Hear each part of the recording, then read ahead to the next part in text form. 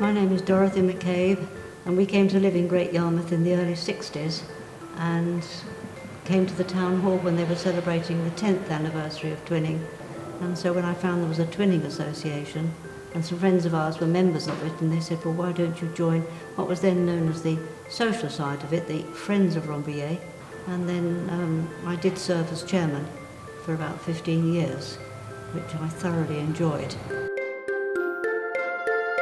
I was just remembering a very amusing story. The senior citizens were staying at a hotel in Yarmouth, and they were each given a little card to say which hotel they were staying at. So if they went out and got lost, they could just show the card. And the group had gone out onto the seafront to go to the model village, I think, and one lady got left behind. So she hurried down to the seafront, but instead of turning left, she turned right and got completely lost. She didn't know where she was, not a word of English, but she got her little card. And she suddenly saw the bus depot, which in those days was down near the seafront. So she thought, right. So she went up to the bus depot and just gave this card with an empty bus, indicated that she should get on to the bus. She was a little surprised, but she duly got onto the bus, and he then drove her back to the hotel. Her husband, meanwhile, was back at the hotel, worried to where his wife was. And imagine his surprise when he sees a double-decker bus coming up to the hotel and his wife being escorted off. Oh, lovely. Yeah. Oh, so the bus driver knew where she was, yes, or when she was meant to be. That's really good. My name's Marlene Fairhead, and I live locally. I've always lived local, and even if I wasn't a counsellor, I think I would still be very much involved with the twinning because that has grown. And the doors are wide open for it now, I think, for more exchanges and getting the youngsters, which we need to get back involved. So, yes. I think mainly that over the years, all the different groups that we've taken over to our twin town and the different groups that we brought back. School children, artist groups, music, choirs, and something that we started here was to exchange disabled visits. And this was something totally new to France, that you could travel abroad with disabled people. And I'm talking about the 70s. And they came over here to Caister Holiday Camp and had such a wonderful time there. And then went back and opened and started their own club for disabled people.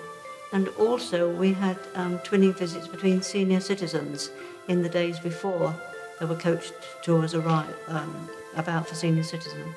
And again, it was a wonderful experience for the French senior citizens to come over here and for us to go over to Rambouillet and have a simply wonderful time staying in Rambouillet.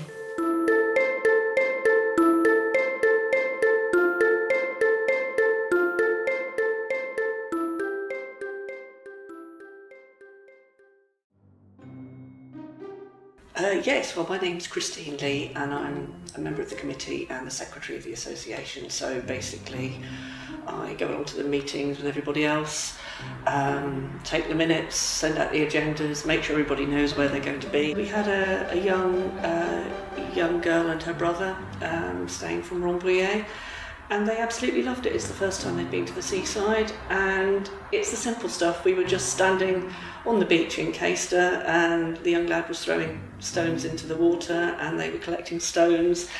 And it's the simple stuff like that, actually. It's the stuff that we always worry about, the things that we've got different between us, but we've got a lot of kind of shared humanity there, which I think is, it's not, the great occasions are marvellous, but it's the sort of simple things, sharing moments in your home with people and finding that you've got a lot more in common with them than you think, that stand out in my memory.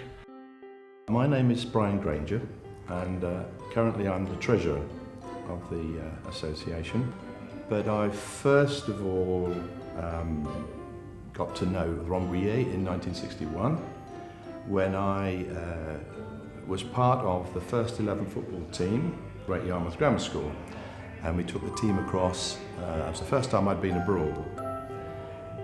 We loved it. And I went straight in with a French family who spoke not a word of English, so I was struggling a little bit with my GCE French until the accent improved during the week.